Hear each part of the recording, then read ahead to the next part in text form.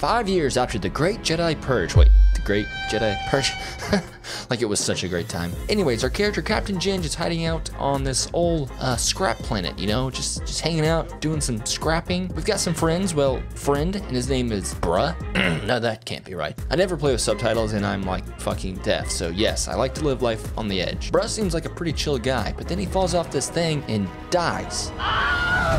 Just kidding. Our character Cal is actually in touch with the Force and saves Homeboy's life. Yeah, now you owe me one for sure, mother trucker. Someone snitches and this scary Empire lady in all black shows up. She's terrifying, but also kind of sexy in a weird, disembodied female voice kind of way. Bruh decides it's time to pay up on his debt and goes to introduce us to scary, sexy Empire lady. Now that's a fucking wingman. Except our future wifey is having none of it and instantly cuts him down. God, no, bruh, no. Man, this is gonna be very difficult to explain to our children one day. Shenanigans ensues and somehow we find our way into the train sequence from Uncharted 2.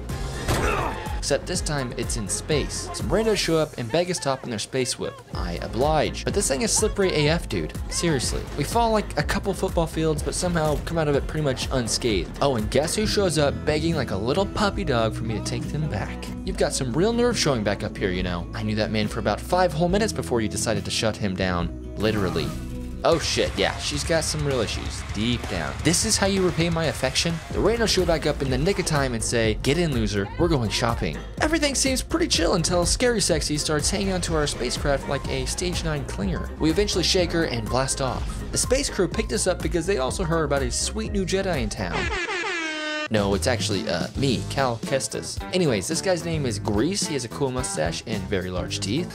It's like they just took normal teeth and changed the scale to like 200%. And then we have Mama Bird here, also known as Sayer. They take us to this planet and they're like, hey, we want to get the band back together, aka the Jedi Order. And we're like, oh shit, that's a tall order, but fuck it. My one friend is dead, so let's do it. Oh, and there's a scene where Cal plays the guitar and he gets suspiciously really into it. We go to this old Jedi planet where Eno Cordova, a real OG Jedi, has hidden away in a vault the location of some Force-sensitive children. Cal and the others are all in agreement that they need the location of these kids to protect him and rebuild the Jedi Order. Then this cute little droid guy shows up and he's like, let me roll with you, and I'm like, hop on, motherfucker. And he's like, did we just become best friends? Also, the menus in this game are like so slow, but then Cal can climb on these rails like a goddamn orangutan. Seems a little bit backwards to me. Basically, to unlock the holocron, the device with the information on the kids, we've got to follow Cordova's trail he left behind, and let me tell you, this trail is one extensive son of a gun. First, we over this like half snow, half grass planet, so basically Colorado, and we learn some cool new powers, like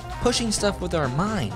Neat. Then we go over this like really wet planet and kill some Wookiees. No, I meant save some Wookiees. They're like enslaved or some shit. Then we cut this big fat thing's arm off and lead a revolt. Pretty sick.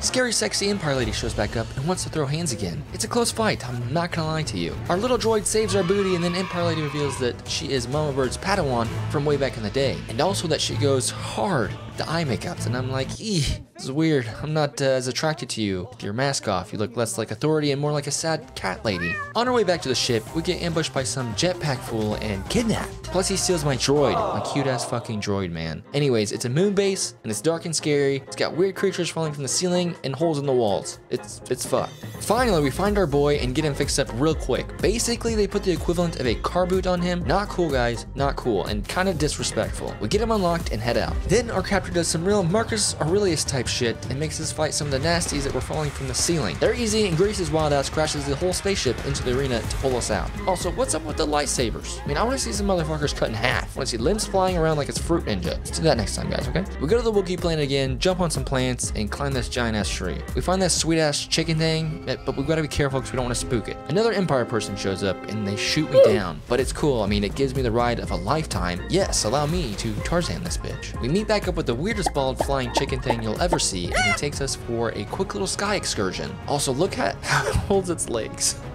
Birdman takes us to some spot where we find another lightsaber. Now we've got double. It's sick. Birdie gets shot down, you sons of bitches. And this guy wants to scrap. I'm thinking you're so important. What? Why is your voice so high? Doesn't matter. We chop his hand off and he doesn't even scream. My God. Bruh. Then it turns out he is actually a she, so sorry about that. I guess the voice makes more sense now. We take care of business and put her in the dirt. No, seriously, this place is like really muddy. That's all fine and dandy, but now we have to go to the spooky planet Dothamir, and it's all scary and there's dead people and they all kind of look like Darth Maul. This goth chick can do green witch magic stuff. This guy has some mean beard physics. Oh, and also you've seen Fat Chicken, Now I present to you Fat Bat. I'm not sure how this thing can even fly, but it doesn't matter to me. I still pound its ass into the ground. We're about to gather the last clue needed to open the Jedi Holocron vault thing, and our guy Cal, not from Krypton, has some old issues that resurface. He gets frightened and runs away while emo goth baby summons all of her dead sisters to chase us out of there. Not cool, man. Our main guy is having some Jedi problems and just doesn't think he's good enough anymore. So we head to the old Jedi planet to take a hard look at ourselves. We finally work out our daddy problems and get some sweet new lightsaber colors as a reward. Sick. We head back to Scary Planet to settle our business. Guy with a sweet beard is here, but he's a dick, so we try to kill him. Scndrl also doesn't like douchey beard man and entombs him in the ground.